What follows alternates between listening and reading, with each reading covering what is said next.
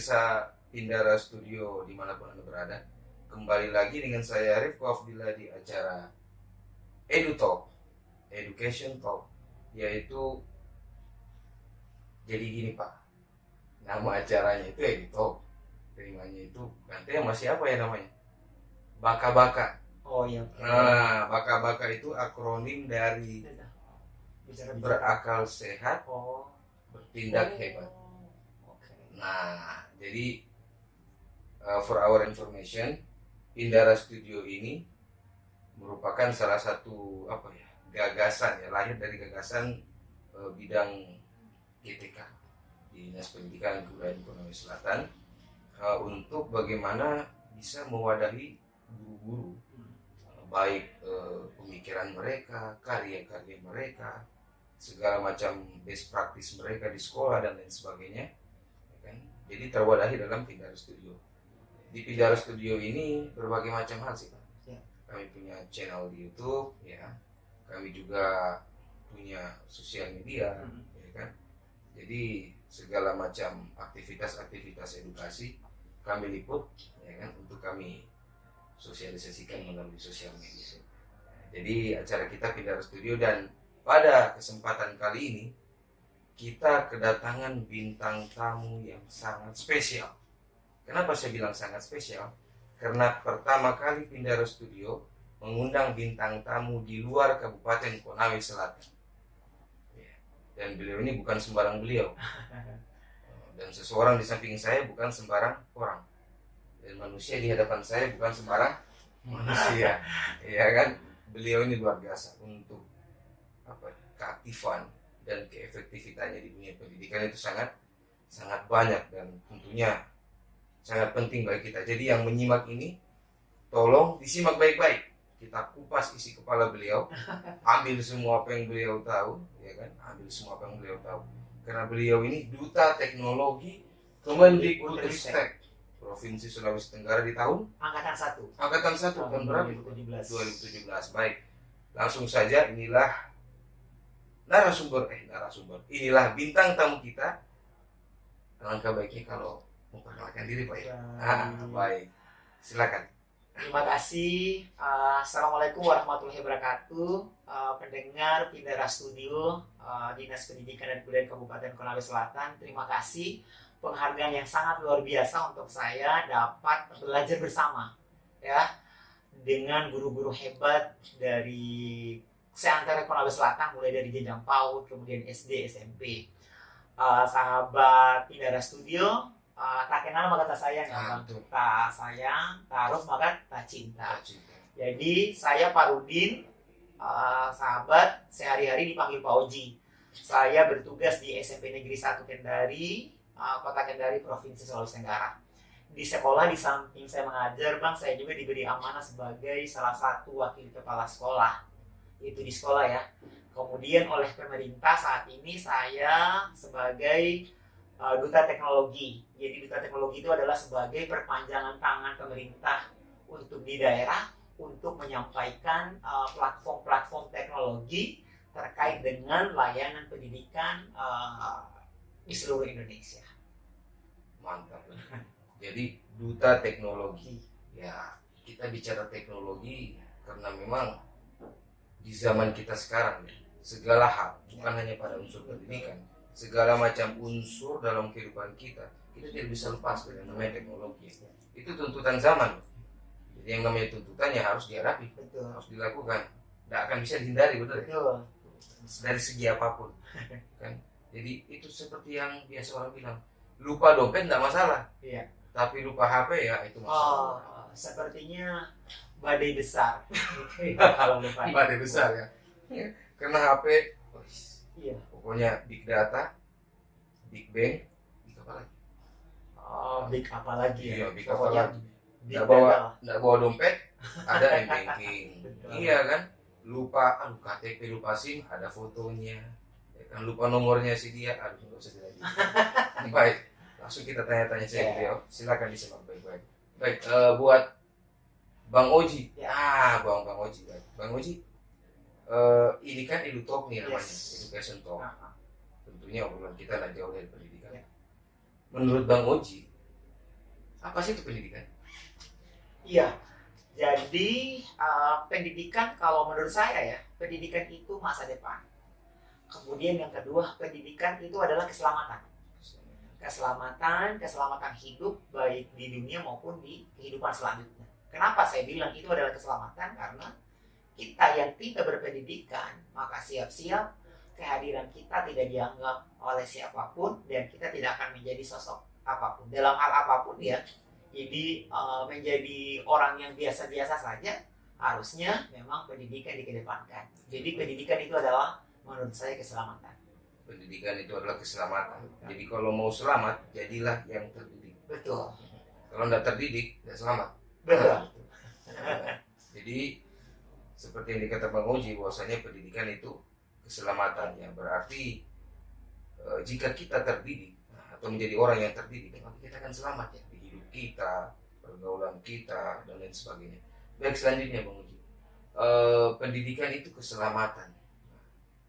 Pendidikan itu kan identiknya dengan yang namanya pembelajaran, Ya. pengajaran, pembelajaran. Itu proses dalam pendidikan, Ya. pembelajaran dan pengajaran. Di balik pengajaran pembelajaran itu ada yang namanya kurikulum, Ya. struktur atau sistem yang mengatur proses pembelajaran tersebut. Dari ini kan sebenarnya ini hal sudah sering dibicarakan Ya. sih.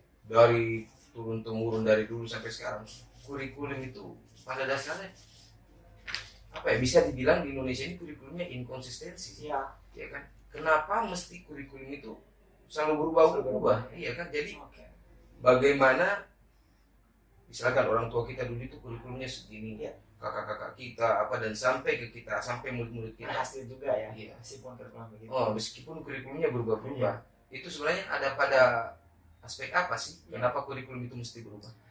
Iya, berbicara kurikulum, goalnya adalah bahwa setiap hari itu ada perubahan. Jadi kalau berbicara kurikulum harusnya dinamis. Karena meskipun kita berbicara tentang pendidikan, core-nya adalah kurikulum, maka harusnya kurikulum adalah mengikuti perkembangan zaman. Kenapa? Karena ya dulu memang kurikulumnya seperti itu, banyak yang berhasil, tapi untuk dulu tidak boleh disamakan dengan sekarang. Karena proses yang dijalani anak-anak sekarang itu berbeda dengan dulu. Makanya selalu kita katakan bahwa didiklah anak sesuai dengan zamannya. Itu tidak bisa. Memang sering kita mengatakan bahwa kurikulumnya juga dulu begini, tapi banyak yang berhasil. Iya, dulu ya. Tapi meskipun itu dulu berhasil, tapi itu tidak cocok dengan sekarang. Karena apalagi misi daripada kurikulum sekarang adalah bagaimana memfasilitasi kebutuhan belajar. Jadi berbicara tentang memfasilitasi kebutuhan belajar berarti adalah yang kita mau lihat adalah seberapa pentingnya anak itu belajar. Itu untuk apa dia belajar? Jadi dia tidak menjadikan dia ahli, kemudian dia tidak menjadikan sebagai sesuatu yang profesional. Tetapi ketika dia belajar berarti dia ingin tahu apa yang dia belum ketahui. Jadi kalau tadi ditanyakan kenapa harus berubah kurikulum? Iya, karena memang tuntutan zaman yang menghendaki seperti itu. Jadi zaman ini itu tidak cocok. Misalnya kita tanamkan, masih ingat nggak kurikulum sebelumnya, sebelum kurikulum ini, kurikulum apa saja? Misalnya ada KBK, kemudian ada KTSP, CBSA. Bisa dibayangkan nggak anak-anak sekarang kurikulum? Kalau dulu tuh kita akan memahami sebuah konteks materi, maka kita catat, merangkum, tulis gurunya. Sekarang itu anak-anak itu nggak lagi seperti itu, ya. Bahwa kadang-kadang mencatat itu atau merangkum itu anak-anak sekarang itu merupakan momok yang menakutkan. Malah kadang-kadang mengatakan bahwa tidak berkembang kreativitas saya karena selalu dipaksa merangkum dari halaman sekian dan halaman sekian. Jadi menurut saya adalah ketika kita jadi guru berarti kita hilangkan bahwa kita tidak sedang, bahwa kita jangan mengajar ya. Kalau mengajar berarti Bang, sepertinya saya akan memindahkan isi kepala saya ke yang murid saya. Jadi sampai kapanpun maka saya akan tidak pernah mendapatkan kebahagiaan dari apa yang saya lakukan sebagai guru. Jadi sekarang bagusnya adalah mendidik. Kalau mendidik seperti saya bilang tadi bahwa pendidikan itu adalah keselamatan. Karena gurunya mendidik, bukan hanya mentransfer ilmu pengetahuan, tapi mengajarkan hal-hal yang baik, membangun karakternya supaya dia selamat. Kalau anak ini menjadi baik, maka dia akan selamat. Bisa dibayangkan kalau anak berpendidikan tinggi, lalu dia sering juara tapi akhlaknya tidak bagus, berarti masih belum selamat. Berarti pendidikannya belum bermakna. Jadi memang kurikulum harus dinamis karena harus mengikuti perkembangan zaman. Baik, ada sempat tadi saya dengar kalimat yang membedakan antara kurikulum dulu dengan sekarang. Yang dulu itu kan mencatat, ya, moral dan lain sebagainya. Kalau mau diterapkan di sekarang kayaknya kurang cocok ya. Saya pernah dengar itu ada Jumaskul, itu bunyinya seperti ini. Ala ilmu soidun, wa kitabatu koidu, koid sujudaka bil hibali wa bil hibalin wa thikotin, wa minal hamakuti antazidu gozalatan wa tatrukaha banil khola ikitoli kotan. Jadi maksudnya ala ilmu soidun, jadi ilmu itu seperti hewan buruan.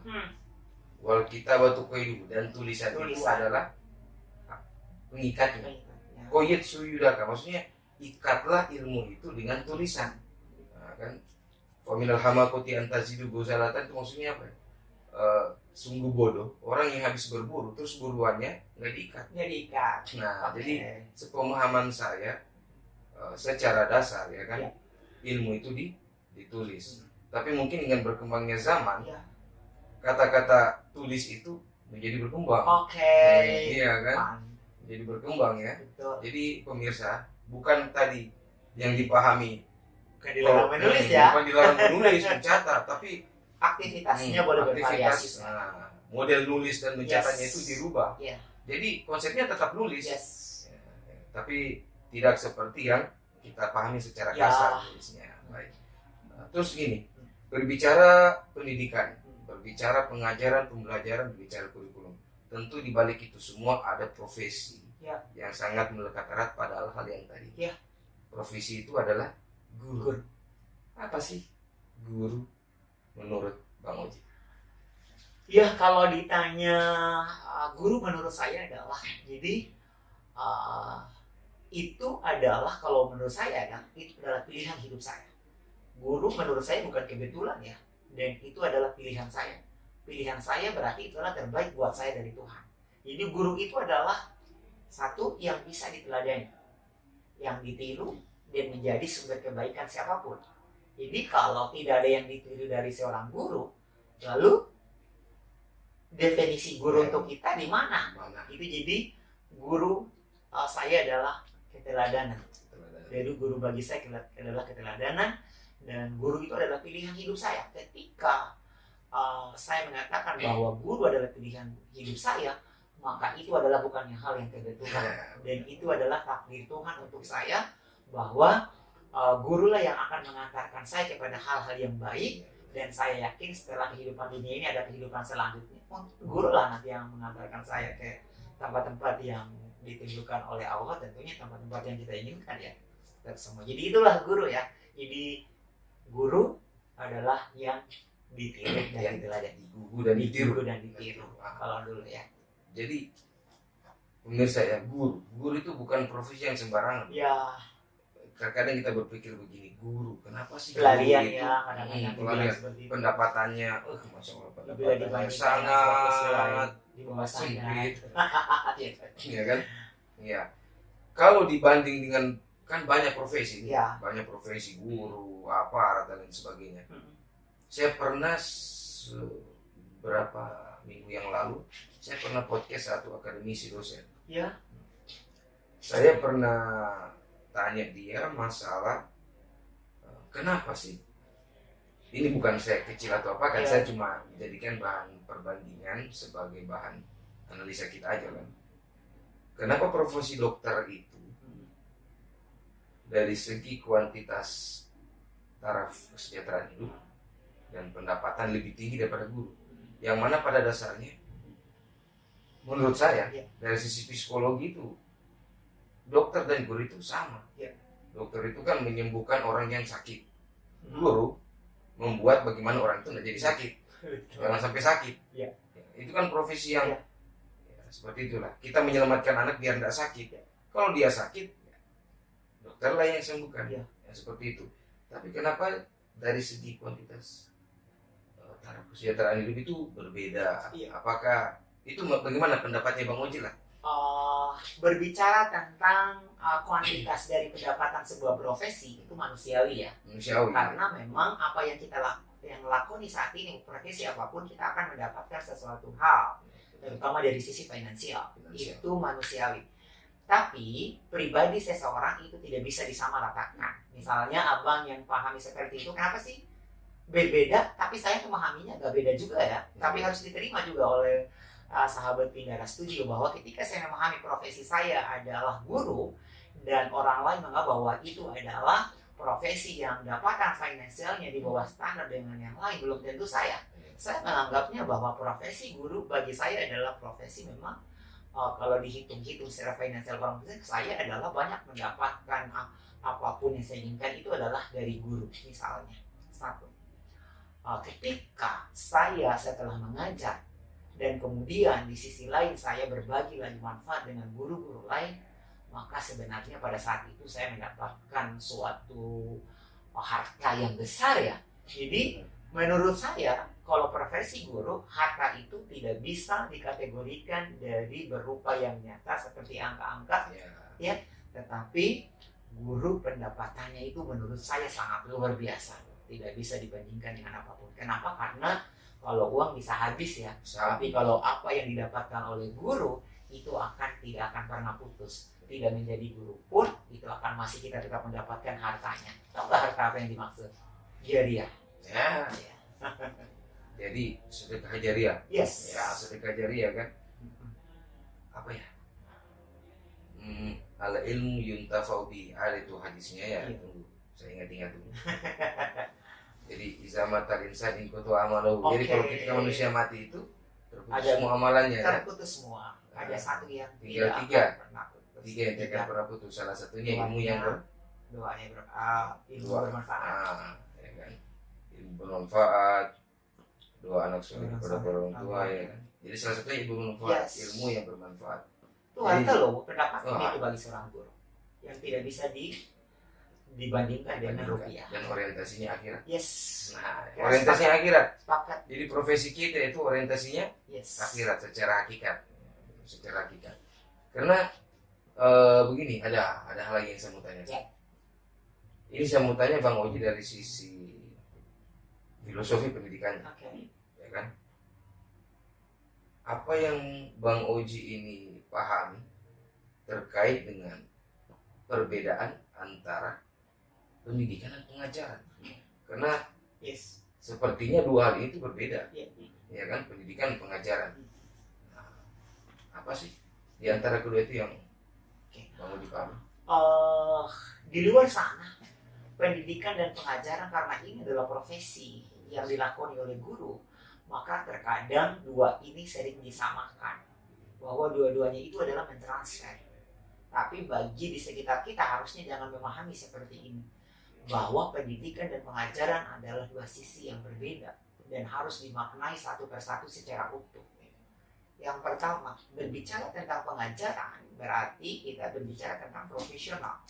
Berbicara tentang profesional, kalau saya misalnya guru fisika, saya harus bertanggung jawab terhadap apa yang saya bawa. Yang saya bawa, kalau dalam pengajaran yang saya bawa berarti konten berarti harus saya bertanggung jawab kepada fisika. Lalu ketika saya mengajarkan fisika, saya juga harus bertanggung jawab untuk apa anak belajar fisika, apa gunanya. Begitu. Jadi kalau pengajaran adalah seperti saya bilang tadi Bang, jadi kalau pengajaran tanggung jawab saya adalah karena sekarang saya sudah diangkat pemerintah menjadi guru, berarti tanggung jawab saya adalah memperkenalkan fisika kepada anak-anak. Itu tanggung jawab saya dalam pengajaran ya. Tetapi kalau saya mau berbicara pendidikan, maka itu adalah holistik. Holistik dalam dunia yang kita pahami tentang keguruan ya. Berbicara pendidikan adalah seutuhnya. Apa itu seutuhnya? Berarti menjadikan anak-anak ini menjadi sosok-sosok yang baik hatinya, kemudian menjadi sumber teladan bagi teman-teman yang lainnya. Di samping kita memberikan secara konten, tetapi kita juga memberikan secara pendidikan bagaimana menjadi anak yang baik, supaya mengangkat derajatnya sendiri dan derajatnya orang tuanya. Karena terkadang orang yang berpendidikan tinggi istilahnya ya, tetapi tidak bisa mengangkat derajat orang tuanya. Kenapa? Karena akhlaknya, juga tidak mencerminkan dia seorang berpendidikan yang tinggi. Makanya sebagai seorang guru harusnya aktivitas dua-duanya ini harus selalu dikerjakan, pengajaran dan pendidikan. Benar. Jadi transfer of value, transfer of knowledge. Jadi dua-duanya harus jalan. Dua-duanya harus jalan, tidak boleh tidak seimbang, karena kalau tidak seimbang ini akan menjadi buat bumerang bagi gurunya. Contoh sahabat Pindara Studio, ketika anak kita berhasil, siswa kita berhasil, maka yang mendapat apresiasi pertama adalah anaknya siapa, bukan gurunya ya. Tetapi ketika anak ini terjadi sesuatu hal di masyarakat, jangankan yang besar-besar ya, gondrong saja atau ada contohnya, gurumu siapa. Tetapi bisa saja ini guru kita jangan-jangan selama dia berada bersama kita dalam kelas tidak pernah menyentuh hatinya, tidak pernah memberikan dia kata-kata yang baik, hanya kita cekoki dengan materi, tetapi tidak, anakku tolong nanti kalau terjun ke masyarakat nanti rambutnya jangan panjang ya. Sebenarnya tidak ada hubungannya ya Bang, tidak ada hubungannya antara gondrong dengan status pendidikan ya.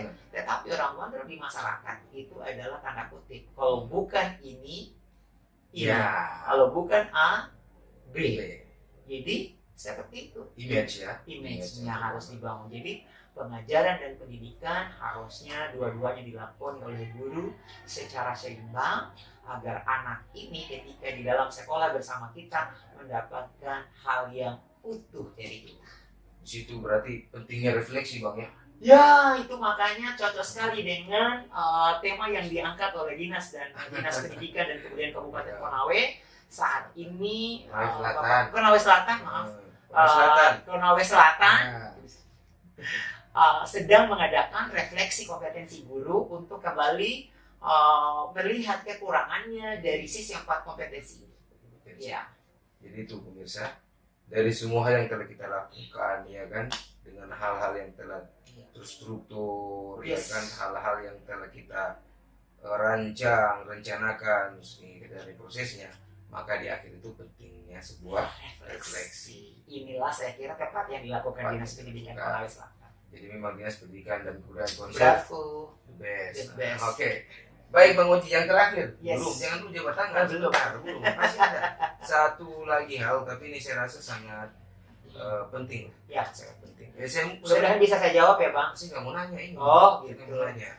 Jadi yang terakhir, bisa mungkin Bang Oji kasih satu hal, bukan satu hal sih ya, satu kalimat, satu kalimat atau beberapa kalimat, beberapa kata untuk bisa memotivasi guru-guru ataupun yang bukan guru, pemerhati pendidikan atau yang cinta sama pendidikan, satu pesan dan kesan bagaimana agar ya misalkan kalau untuk guru ya bagaimana guru biar jadi guru yang baik, kalau untuk pendidikan bagaimana menciptakan pendidikan yang baik, kalau untuk siswa bagaimana jadi pembelajar yang baik. Baik sahabat guru Pindara Studio di Kabupaten Konawe Selatan, ketika teman-teman memilih menjadi seorang guru itu bukan kebetulan, karena saat itu Tuhan sedang menyelamatkan kita dan memberi kebahagiaan yang sangat luar biasa. Jadi jalani dengan sepenuh hati bahwa guru adalah rahmat yang diberikan oleh Tuhan. Kemudian yang kedua, memulai bukan hal yang gampang Bang, karena itu akan jadi teladan selamanya. Maksud saya adalah kalau kita mulai dengan hal-hal yang baik, maka insya Allah kita sudah dalam kuburan pun kita akan selalu diingat dalam hal yang baik. Tetapi ketika kita mulai dengan hal yang tidak baik, sebaliknya begitu juga kita akan dikenang dengan sosok yang tidak baik. Jaga semangatnya Bapak Ibu guru, sahabat saya, teman seperjuangan saya, karena semangat itu penting Bapak Ibu semuanya. Jadilah guru yang baik untuk siswa-siswanya. Dan saat ini ketika teman-teman jadi guru tidak harus jadi apa. Maksud saya Bang, tidak harus jadi guru jadi narasumber kemana-mana, segala macam ya. Tetapi tidak harus jadi apa dengan posisi kita saat ini, tapi dengan kehadiran kita sebagai guru untuk apa? untuk anak-anak kita, ya, untuk melanjutkan perjuangan bangsa ini. Untuk anak-anak, siswa-siswa di Kabupaten Konawe Selatan, raih masa depanmu, ya. Belajarlah dengan guru yang baik dan nikmati prosesnya, karena proses yang baik itu adalah ada ending yang baik.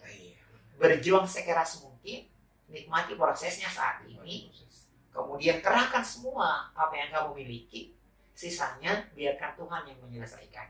Dan yang paling terakhir, Bang, ini yang paling penting. Kita ini terkadang terlalu memikirkan hal-hal yang di luar jangkauan kita, yang di luar kendali kita, sehingga kita tidak bisa melakukan apa-apa. Ketika kita melakukan apa-apa, kita selalu berpikir, aduh jangan-jangan tidak seperti ini. Jadi satu, fokus di dalam kendalimu agar itu bisa ditaklukkan. Jangan fokus di luar kendalimu, karena sebab itu belum tentu terjadi. Pemirsa, hafal. Kalau hafal, nonton terus diulang, di pause, ulang lagi, play lagi, pause lagi. Catat, jadikan quotes, jadikan status. Wah, jadi beliau ini sumber inspirasi bagi guru-guru, khususnya di Sulawesi Tenggara. Iya. Saya juga sampai saat ini masih terus belajar, karena seperti saya bilang bahwa jika ada manusia yang merasa sudah cukup, tidak perlu belajar lagi, sama saja mempercepat dirinya untuk dikuburkan. Itu pesan itu pedis, itu pedis pemirsa ya, pedis. Ya, jadi pedis. Nah, sekarang di akhir sesi ini saya sampaikan kepada pemirsa Pindara Studio. Jadi beliau ini, Bang Oji ini, insya Allah akan selalu meluangkan waktunya Insya untuk Allah, berbagi. sehat-sehat semuanya. Ya, jadi mungkin ada sekolah-sekolah atau ada komunitas-komunitas belajar yang ingin mengundang beliau sebagai narasumber kah, sebagai coaching kah, atau pengen diskusi ya panjang lebar terkait dengan belajar bersama dan sebagainya. Silakan undang beliau. Nanti nomor kontaknya di deskripsi. Oh iya, Bang, saya juga sekarang teman belajar PMM ya. Wih, teman belajar PMM. Ya, jadi teman belajar. Jadi guru-guru Konawe Selatan, nah, rajin-rajin buka PMM. Yes. Nah, Anda buka PMM, insya Allah ketemu beliau di PMM. Iya. Jangan lupa 31 Januari batas akhir pengerjaan refleksi kompetensi. Refleksi kompetensi 31 Januari batas akhir. Jadi masih ada sekitar kurang lebih 40 harian ya. Dan jangan lupa update versi PMM-nya ke 1.47.1. Nah, kita langsung dapat informasi bukan lewat aplikasi, langsung dari orangnya. Iya kan? Jadi itulah jadi kelebihan bintang tamu kita sekarang. Dan sebenarnya saya ini sebagai host sangat senang, Pak. Ya. Karena gimana ya? Selama ini saya hanya nge-talk itu sekitaran konsep. Jadi saya dapatnya Bapak kebetulan jadi narasumber di salah satu kegiatan workshop komunitas belajar ya. Saya juga bangga, alhamdulillah, bahagia. Langsung sama duta teknologi, beliau juga pengajar praktik juga ya? Saya dari pengajar praktik angkatan 5, kemudian sekarang fasilitator guru penggerak di Lampung, dan saya juga seperti Bapak Ibu saya calon guru penggerak program rekognisi angkatan 9, dan doakan semoga lancar tahun depan, insya Allah nanti ikut Lokakarya 7 di Lampung. Lokakarya 7 di Lampung. Jadi pemirsa ya, yang seperti saya bilang tadi, kalau butuh beliau kontak segera, kuras isi kepalanya, ambil semua asal jangan kuras darahnya, pemirsa. Itu bahaya. Kuras saja isi kepalanya ya. Cari ilmunya dan lain sebagainya. Baik, pemirsa Pindara Studio, demikianlah EduTalk kita hari ini. Dan saya doakan semoga Bang Oji sehat-sehat selalu. Sehat, sukses tim. Sukses selalu. Dinas Pendidikan Kabupaten Konawe. Sehat selalu ya. Semoga karirnya semakin, amin, ilmunya semakin bertambah, semakin bermanfaat tentunya ya. Oke pemirsa, demikianlah Pindara Studio EduTalk Baka-Baka. Ciao ciao.